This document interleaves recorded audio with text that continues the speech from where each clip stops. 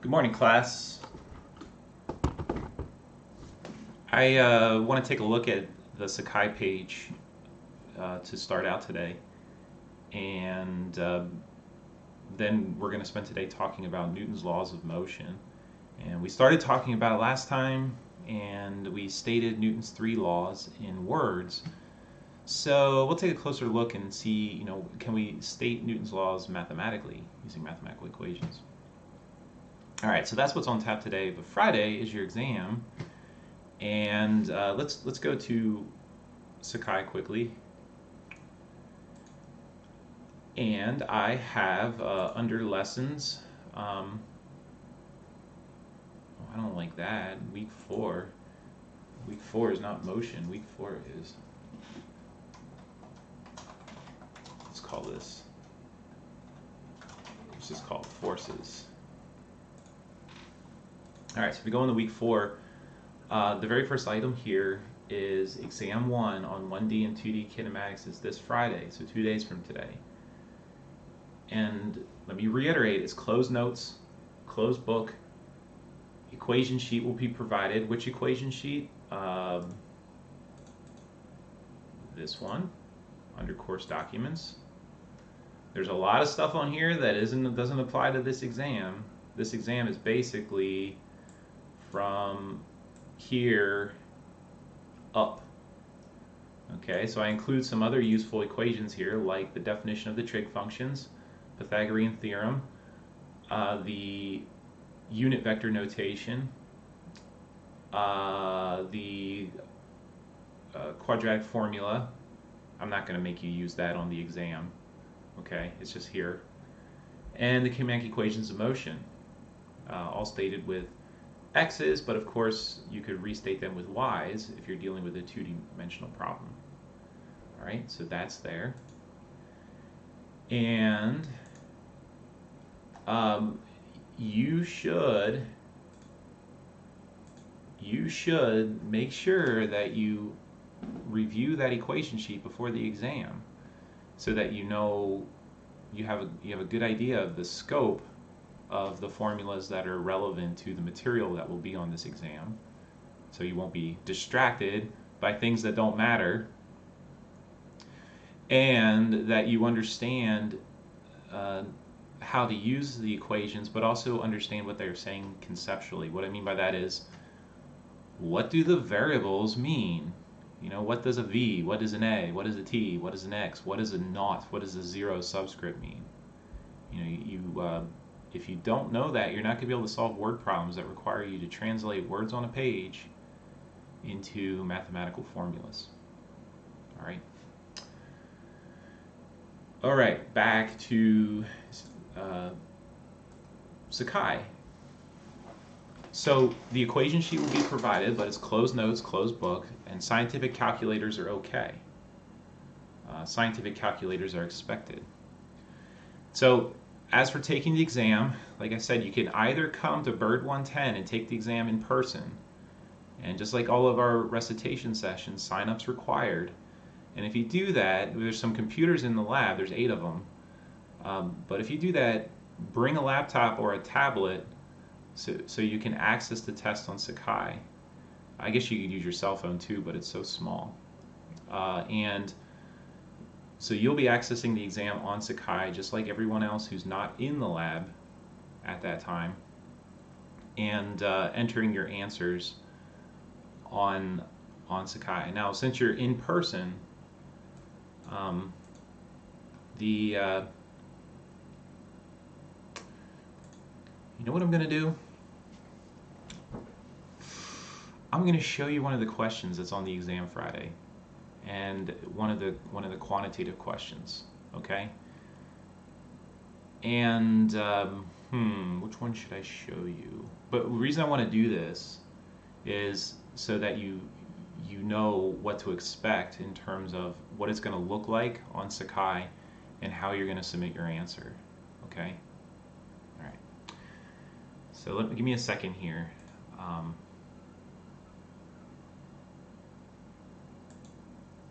Let's see if I can find one. I only want to show you one. I don't want to show them all.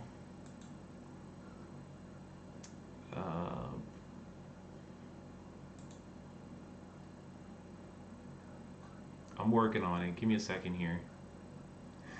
I want it to look like the way you'll see it on the exam. So let's see. Got to be careful here. I don't want to reveal too much. All right.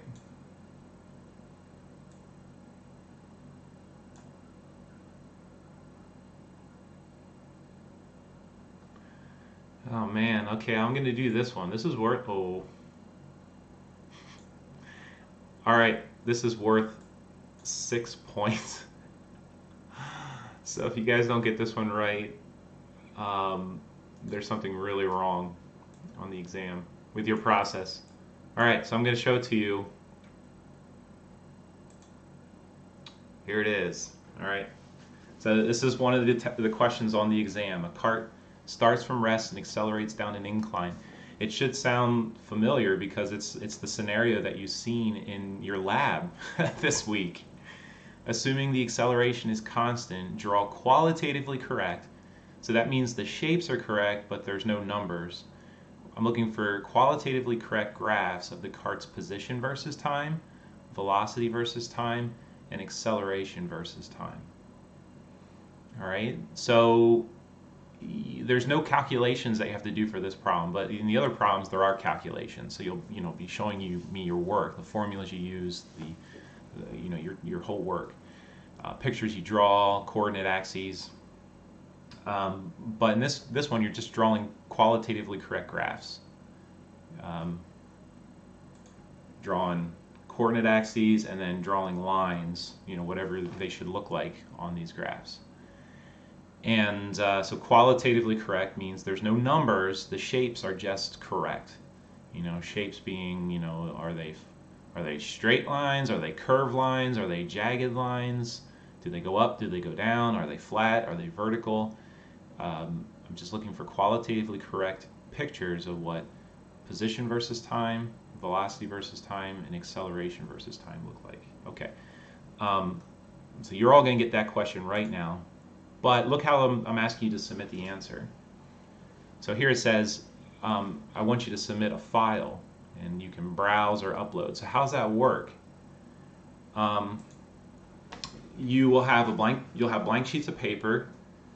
You'll write down something, so this one, you don't have to write out the whole problem. You can just be like graphs of motion, something that corresponds with the problem. Then you do the problem, and then either scan it or snap a picture with your cell phone and then attach that. So now that I'm thinking about it, the easiest thing to do would be to have your cell phone with you when you take the exam, so that you can look at the exam in Sakai.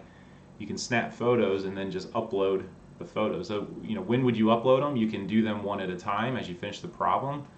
It might be easier just to upload them all at the end. Do the whole exam and then take pictures of each problem and then attach a picture of each problem to each problem in the Sakai. Now, okay, so that's what you're doing. But if you're in person, all right, if you choose to come to the lab and do this in person, I'll be there. So you don't have to take pictures and attach them. You just have to turn in your work. So you can turn in hard copies. Managing exams remotely is it's very different, and I'm trying to adapt and figure out the best way to do things here. Did the final exam in the spring in a similar way, and it worked pretty well. Students were able to attach their work, and some students had access to a scanner. Some didn't. They just took pictures with their cell phone and attached their work that way. All right. So if you have any questions about that, put it in the comments and I'll take a look. But that's what's on tap. So now I gave you 6 points on the exam. Whew. You all already have 12% because there's only 50 points on the exam. All right. So before I screw up and show you more answers, I'm going to come back to Sakai here and get away from that page. Okay, so what else is on here for this week's material? I did a video tutorial, as I told you I would, on uniform circular motion involving geosynchronous orbit. There's a link to it here. It would be a good idea to watch that before Friday, since uniform circular motion is a topic on the exam. I should be reading in Chapter 5 of University Physics, dealing with Newton's laws of motion. And I have slide decks for concept questions and also material posted on Sakai for this material. And there's a new homework assignment, homework 3 on Newton's laws. And as always, you can view replays of all these live lessons on YouTube. All right. Okay, so that's an overview of where we are and what's coming up on Friday. If you're coming on Friday, remember to use the sign-up sheet. Okay, there's limited space in that room. Okay, let's get back to Newton's laws of motion and let's take a look at this guy. So he's got epic hair, and don't know if it's a wig or his real hair, but that is a portrait of Sir Isaac Newton. And this is a work of genius. His Philosophia Naturalis Principia Mathematica, oftentimes just referred to as Principia. And it was published in 1687, so over 300 years ago. And you know, it's worth reflecting on this fact for a minute. So the physics that we're going to be learning in the next couple weeks, actually for the rest of the semester, is old knowledge by modern human standards. And what that means is, if you think about, you know, how quickly the world changes, you know, I hear people talk about statistics where like half of all the knowledge that humanity has been discovered or generated in the last 50 years. And you know, it seems like the pace of innovation, the pace of technological change and scientific discovery is ever increasing. And here you have a class that's dedicated to physics that's over 300 years old, at least in the case of Newton's laws, 300 years old. In the case of the discoveries of Galileo, even older. And the neat thing about that is it's a testament to the enduring quality of this knowledge and this way of making sense of the world. And you know, since Sir Isaac Newton, you know, in the 1900s especially, there's many new discoveries in physics in areas of quantum mechanics and relativity. And what we find is that the description of nature that Sir Isaac Newton laid down for us isn't perfect, but it's a pretty good description for many everyday types of phenomena. And we've added additional layers of understanding since then, but it's still foundational to our understanding of the universe. So it's stood the test of time and will continue to stand the test of time. All right. So we got this guy, Sir Isaac Newton, and forces are vectors. We already know that. I want to skip ahead. Well, where is it? Here it is. All right.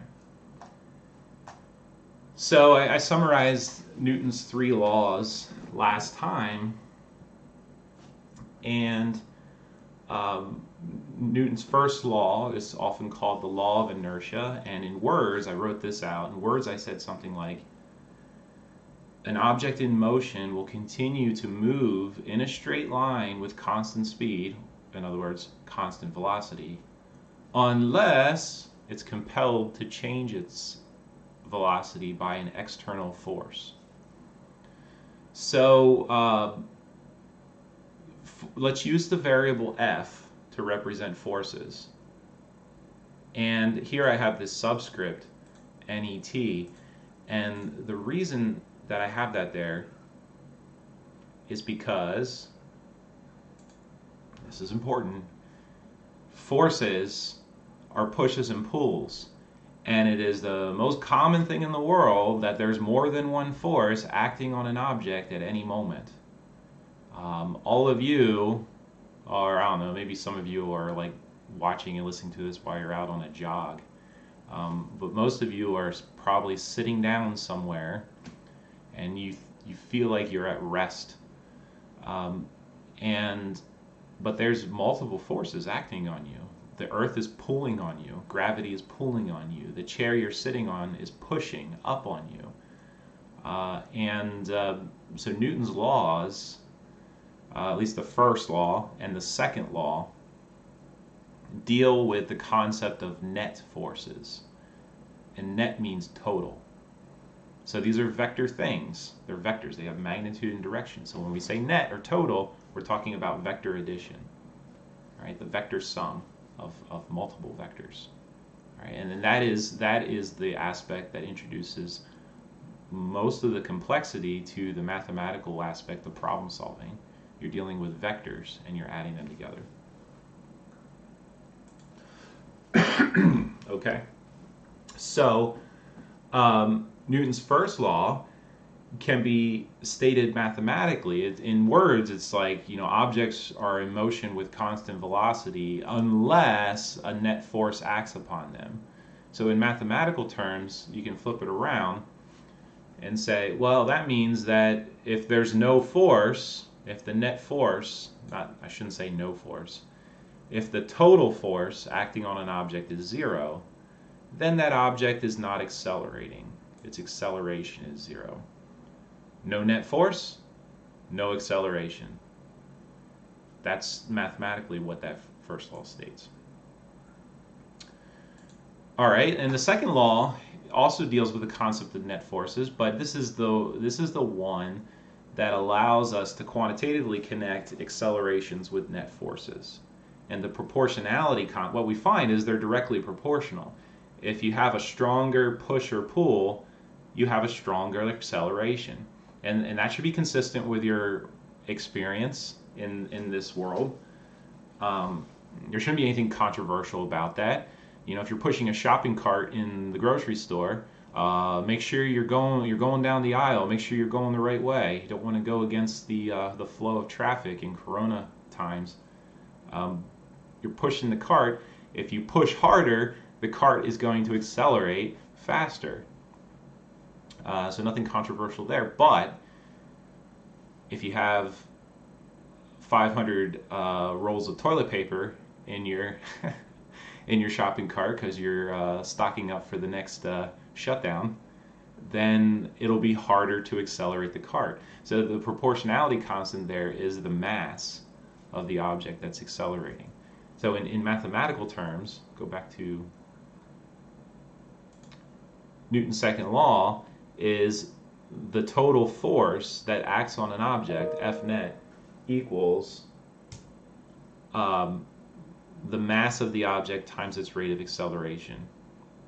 Force equals mass times acceleration. So this right here, this right here is the most important equation of first semester physics. F equals ma. F equals ma. Force equals mass times acceleration. All right, third law. The third law is I keep going. So the third law doesn't deal with net forces. First law and the second law deal with net forces acting on an object. All right. So the way to conceptualize the physical world when you're applying the first or the second law is you focus in on an object. So it's like, an apple hanging from a tree, or a rock falling down a well, or a child sliding down a slide. You focus in on a object, a single object, and in your mind, the rest of the universe melts away, and that's all there is. Okay? But then what you do is you say, what forces are acting on that object? So, the rest of the world bubbles back in a little bit. The child sliding down the slide, what forces are acting on that child? Well, you have gravity pulling down. The sliding board exerts a support force. We call those normal forces. And it's not, in this language, normal doesn't mean ordinary or everyday, although they are pretty everyday. Normal is used for its mathematical purposes, and if you guys have taken a lot of math courses, maybe you've encountered this, but normal is synonymous with perpendicular. Normal means perpendicular, so it's called a perpendicular support force. Maybe there's friction between the child's butt and the sliding board, and you want to model that. So, you're focusing on the child, but then you're asking, what are the forces that act on that child? And then you say, well, what is the total of all those forces? And that's the force that figures into the first and second law. All right, but the third law is different. The third law is all about interactions between objects. So the third law doesn't exist. You can't think about the universe as, will everything melt away except the object of interest. So the third law defines what are called action-reaction force pairs. And you might have heard this: for every action, there's an equal and opposite reaction, which is a pretty good way to state it. But I think it's missing some key words, because the most important aspect of, there's the two most important aspects of Newton's third law is that the action force and the reaction force are exerted on different objects. So you can state it like this: let's continue with the child. If Earth's gravity pulls on the child downward, the child's gravity pulls on the Earth upward. And or if the sliding board pushes up on the child's butt pushes down on the sliding board. So the way I'm describing this is action-reaction force pairs. They're two forces that are equal in magnitude, point in opposite direction, but one of those forces acts on object A and the other force acts on object B. So by definition, the third law involves interactions between two objects. And the first and second law is focus in on one object and everything else melts away. All right. The tool that we'll use in studying forces is called a free body diagram. Let me show you an example. Going back to the splash. Here we go.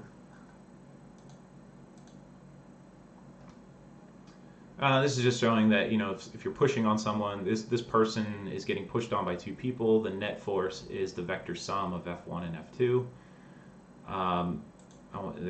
Okay. I want to find we'll look at a couple examples here. So in these slides, there's a couple examples of what are called free body diagrams. Free body diagrams are a graphical way of focusing your mind on the object of interest. So if this is the scenario where you got this woman who's being pushed on by two other women, and woman one is pushing to the right, woman two is pushing up or straight ahead. But this woman here in the middle is the woman of interest, and you want to study her motion. So you're focusing in on this woman, and you draw what's called a free body diagram, and you think of her as a point particle. She's represented by this dot, And then on this dot, you draw vectors, arrows, to represent the forces that act on her. So there's an F1 and an F2. And if you want to know the total force, you would add those two forces together as vectors. And you'd get something like this picture up here. Okay. Here's a more complicated example. So let's say you want to know, how does this child in, well, it looks like a teenager. I'm pretty sure he has a mustache. How does this person accelerate in response to the forces that act upon him? And so you think of this as your system of focus. The child is in, or the person, and the person is in a wagon, and you draw a free body diagram to represent this person in the wagon. So you could, here I would call this a free body diagram too. It's just got a lot of detail.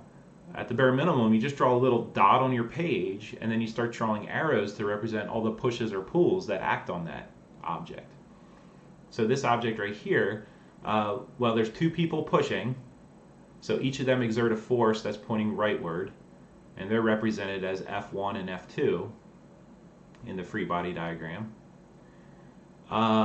There's the force of gravity, and that's called W in this picture, and the reason is gravity is synonymous in physics.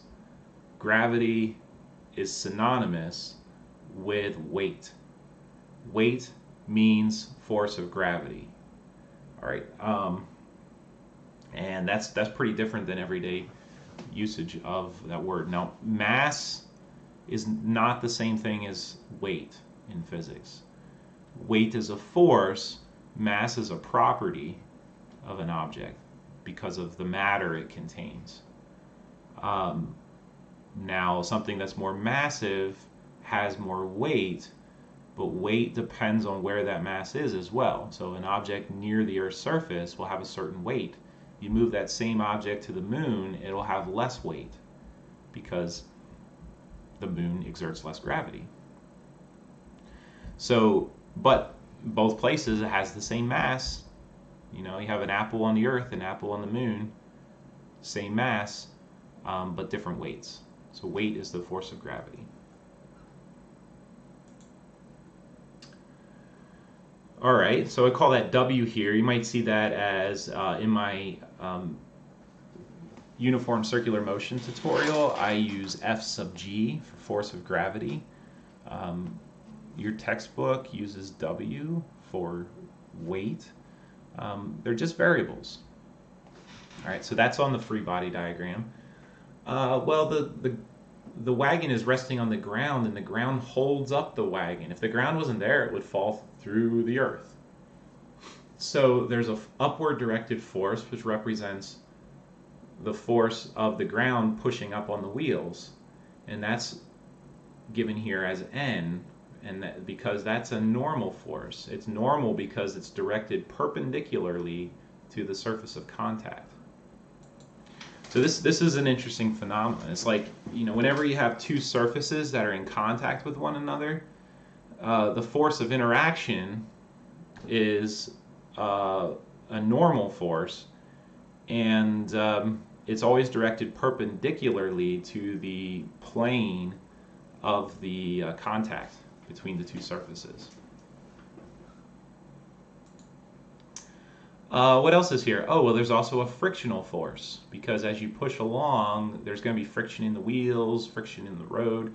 So there's a frictional force, and friction is opposing the direction of motion in this case, and it's labeled F here. Okay. All right. So as we go through this material, part of what you'll be doing is learning how to apply free body diagrams effectively. So that's means that you're able to capture all of the forces and not miss any that act on an object. You focus in on one object and you ask what forces are acting on that object. So that's an important skill, being able to draw free body diagrams. Another one is then, well, how can you add together all those forces? They're vector quantities, and we're going to be dealing with motion in more than one dimension. So you have to be able to add things together as vectors. And then apply Newton's second law, that total force is equal to the mass of the object times its rate of acceleration. And okay, so that's going to be an important skill. Another thing we'll be focused on is writing down what are called force laws. There's some forces that we will encounter that can be represented using mathematical formulas that depend on other factors or constants that are at play in the problem. And two of them are right here in this free body diagram. Weight, we can write down what the weight of an object is in terms of its mass. And maybe we'll do that today. It'll take like 10 minutes. We'll see how that works.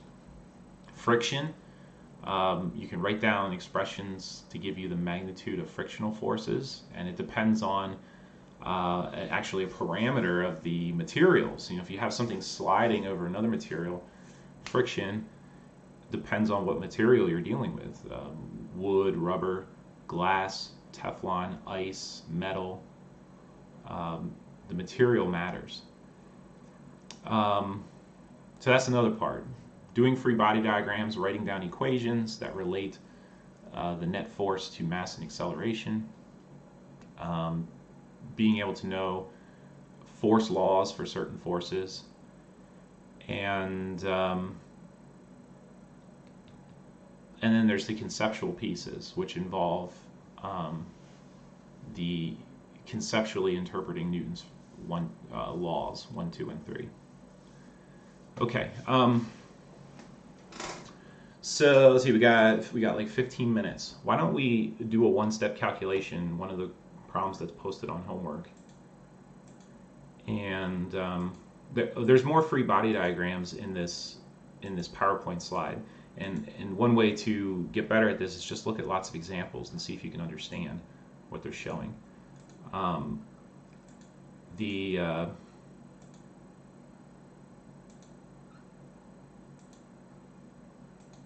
right.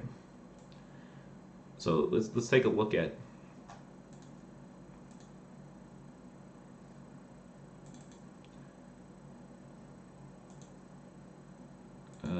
come on, baby. Where did my web browser disappeared? There we go. Okay.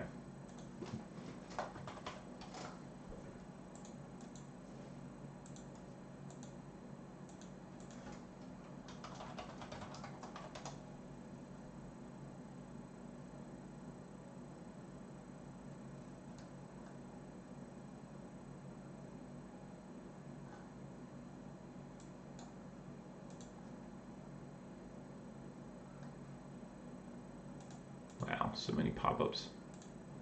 All right, so let's take a look at the homework that's posted. And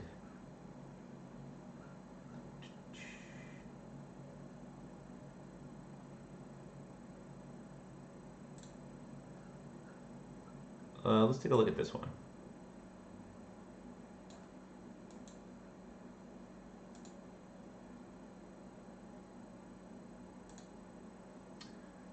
All right.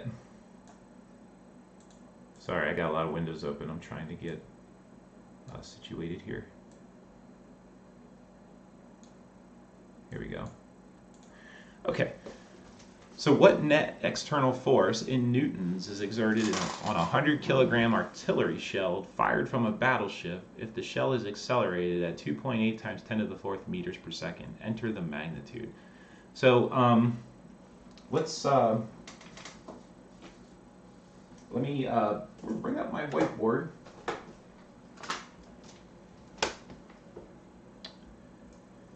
And let's take a look here. Oh, of course, that's not going to work. Why did it go away?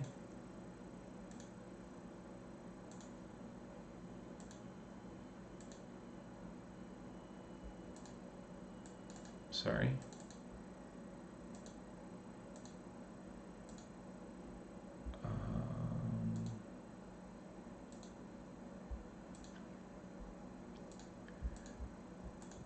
Having some tech problems here.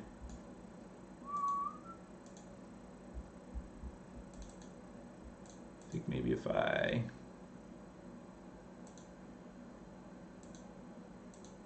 there we go. I don't know why that was so hard. All right, so I'll bring up my whiteboard and let's see if we can do this problem. So this is basically a one-step calculation.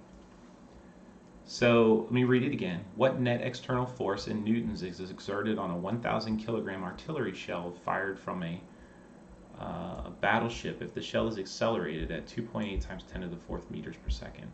So the things that we're given, I could draw a picture. You know, here's the battleship, and there's the cannon, and it fires a projectile. But what we're interested in is, oh, that was bad. I'm trying to draw a projectile. There we go. And what we're interested in is zooming in on this object, and there's some net force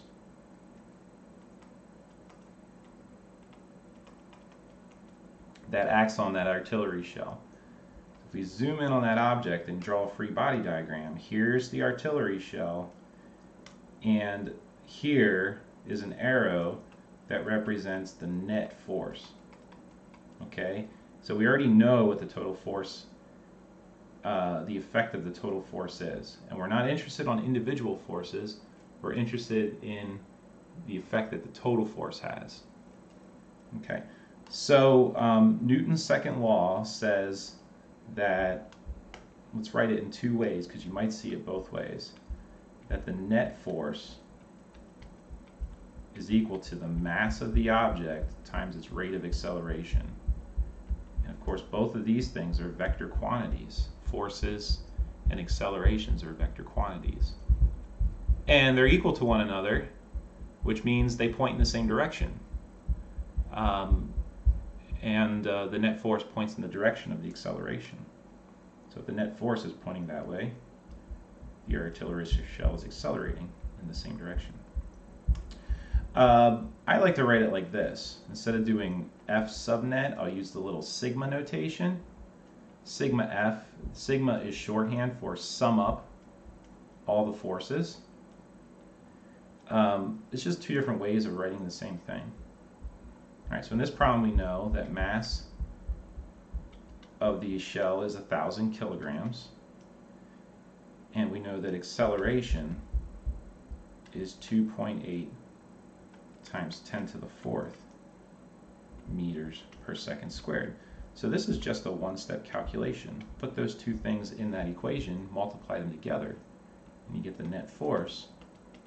And they only want magnitude only, so we can just use the magnitudes here. Ignore direction.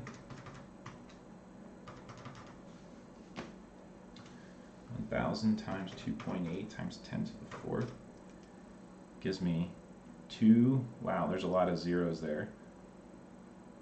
0, 0, 0.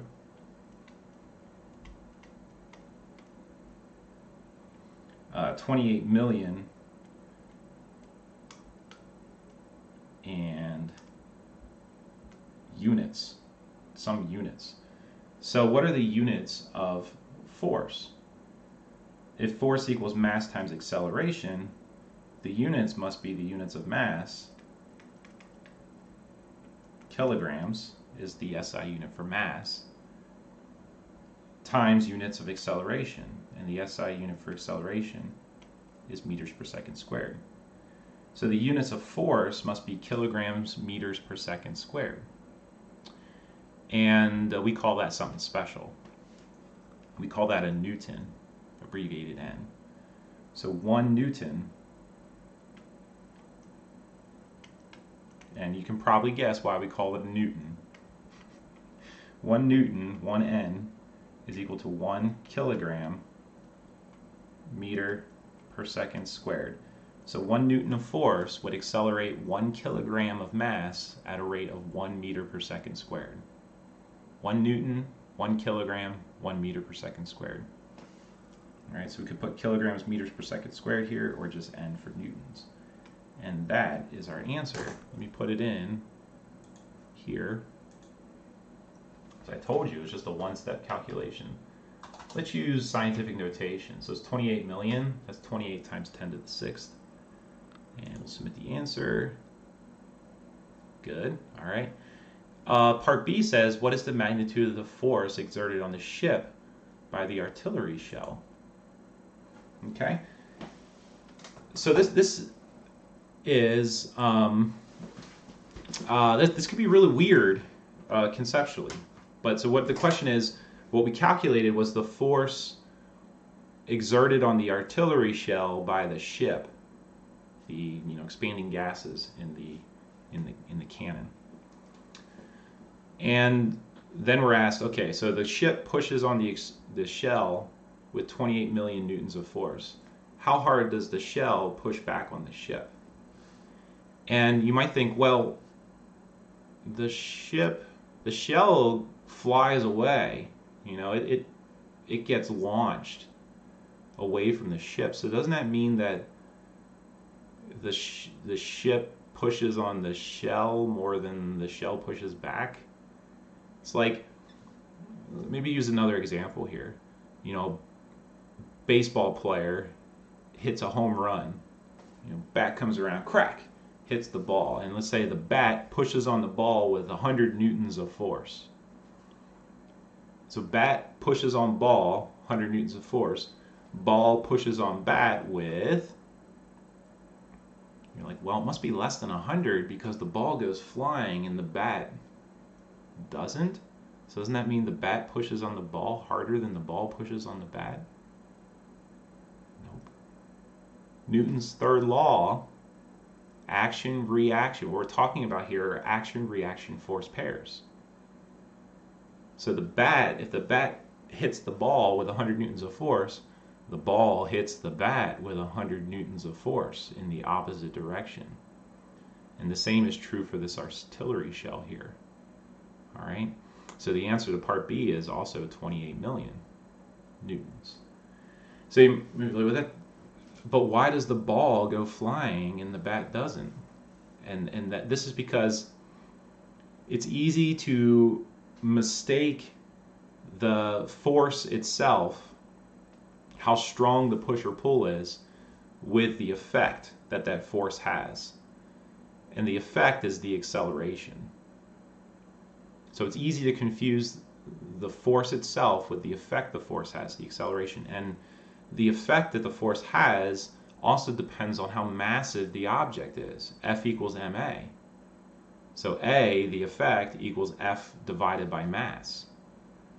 So if you have these two objects, ball and a bat, and they both experience the same force in opposite directions, the ball experiences a huge acceleration because it's a lot less massive. It has less mass. So its force per unit mass is a lot bigger because it has less mass. All right, same for the artillery shell. So, a conceptual question you'll find is, this type of thinking is you'll encounter in conceptual question on an exam at some point this semester. There's an infinite variety that this question can take. You think about car driving down the highway and a bug hits the windshield. Bug meets windshield, and the bug goes, and the car just keeps driving. Doesn't even slow down. Bug might as well not exist as far as the car is concerned. But Newton's third law says that the force that the windshield exerted on the bug was exactly the same as the force the bug exerted on the windshield. That's an action-reaction force pair. Equal in magnitude, just pointing in opposite directions. The reason the bug gets squished and the car doesn't is because the car is a lot more massive and the bug is puny in comparison. So the effect that the force has, the acceleration, is very different in those two cases. All right. So let's apply. We got 4 minutes.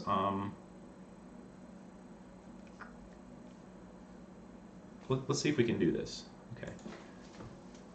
Hello, computer, wake up. All right. So let's apply Newton's second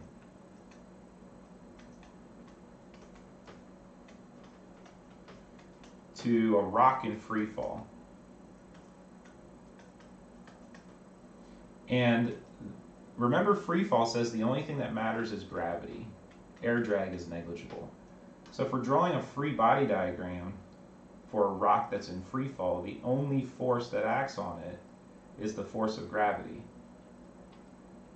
F sub g, or I could make that a W. Okay? And we know that from our previous unit that the rate of acceleration is equal to g, 9.8 meters per second squared. So if we put these things together with Newton's second law, the net force, we'll call down positive, the net force on this rock is simply equal to the rock's weight. There's only one force, so the total force is that force. And Newton's second law says that that net force is equal to the mass of the rock times its rate of acceleration, which is g.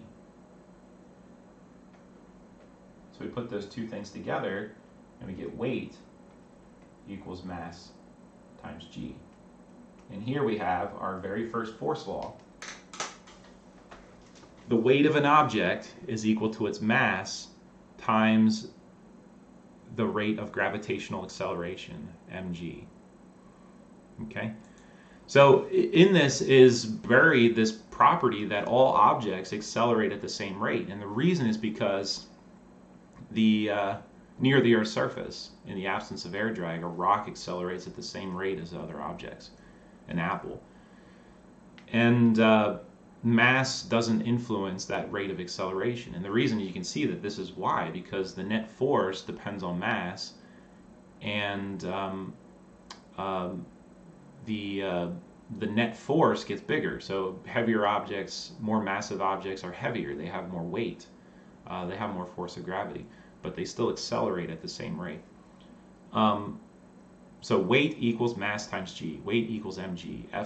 Force of gravity equals mass times acceleration of gravity. All right, very useful formulas now. All right, so we'll go back here to Chrome, and I'll finish off this problem. What's the magnitude of the reaction force? It's the same, just pointing in the opposite direction. So it says magnitude only. The direction is opposite, points in the opposite direction, but magnitude only. So I just put in 28 million, and I get it right. All right, gang. So that's it for today. Tomorrow, Friday is the exam, and you'll be ready. Study those concept questions. There's 10 of them on the exam, adding up to 20 points, and then there are I can't remember, 4 or 5 quantitative problems for you to do.